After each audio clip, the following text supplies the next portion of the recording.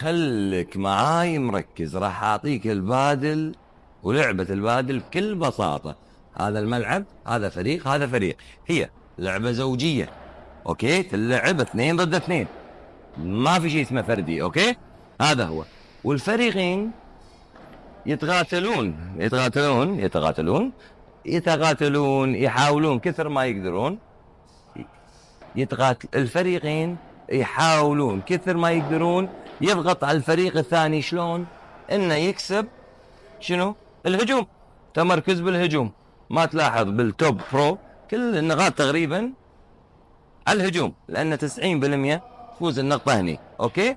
معاك الفريق دوم بالبداية يتحرك مع بعض، يهجم يدافع مع بعض. تخيل في حبل بينكم كذي تتحرك، أوكي؟